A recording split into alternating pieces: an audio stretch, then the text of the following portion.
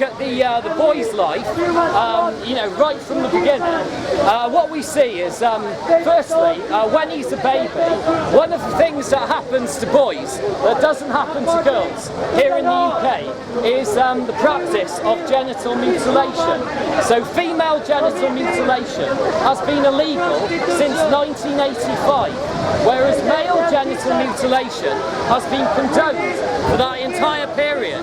So yeah, basically in the world today there are, I think it's 100 million girls or women alive who have had their genitals mutilated, primarily when they were a child. With men, the figure is 650 million, so it's already 6.5 times higher. And yeah, one of the problems is here in the UK, in the USA, right across the first world, is circumcision is legal in UK hospitals. And even though it's legal and it's practiced by the NHS, there's no pushback against it. Yet there is a pushback against female genital mutilation, even though it's illegal.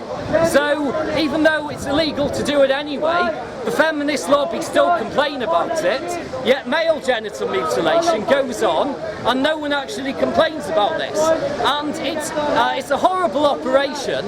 I believe 1 in every 10,000 boys who is circumcised dies from the operation. I'm not sure if any of you have actually seen a circumcision performed on a baby boy, but what happens is it's kind of it's halfway between hyperventilating and screaming. They don't have anaesthetic, because you obviously can't give anaesthetic to a baby who's only a few days old, because to do so would murder them. So they don't give them anaesthetic. They just get out their knife and they chop up the boy's dick. And so that's how it happens. And 1 in every 10,000 boys dies from the operation. Many more of the boys who have this operation, they have sexual problems throughout their life. Sure, this doesn't happen to everyone, but it's a major problem. And, you know, this is the thing, you know, feminists complain about female genital mutilation, but there needs to be some kind of gender parity on this. Basically, my proposal is that we need to stop cutting up all children's genitalia. I think it's a horrible process and it needs to stop. There's no need for it. There's no need to chop up a baby boy's dick. If anyone's got a good reason why we need to start chopping up baby boys' dicks, please tell me. I'm willing to hear. Another thing that happens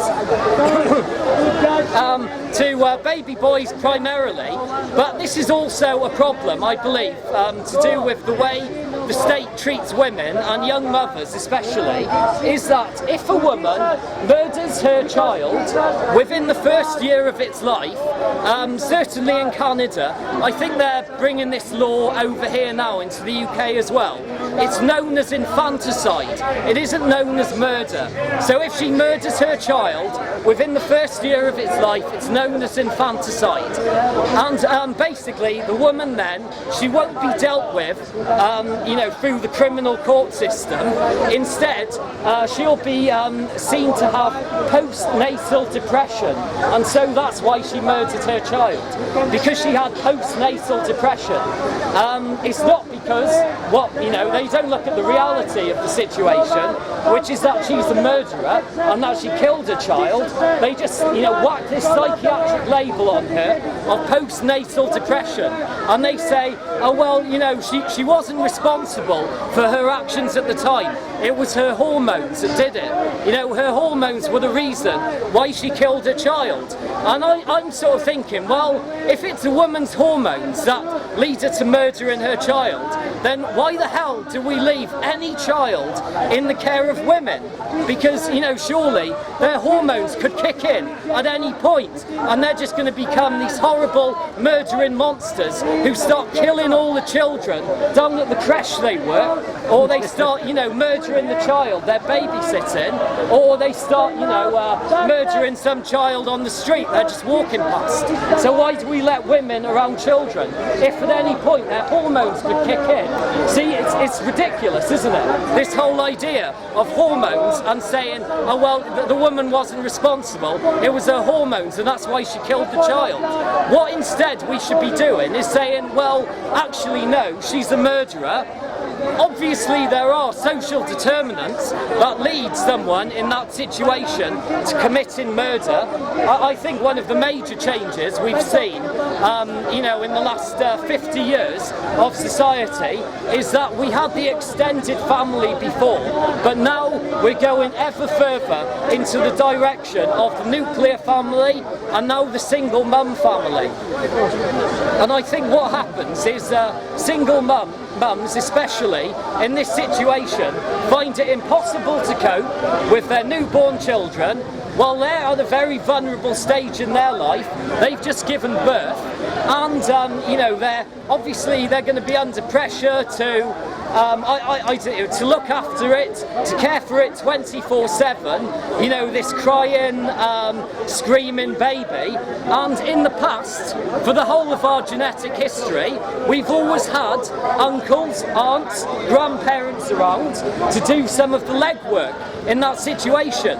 But now we've gone away from the extended family to the nuclear family and now to the single mum family.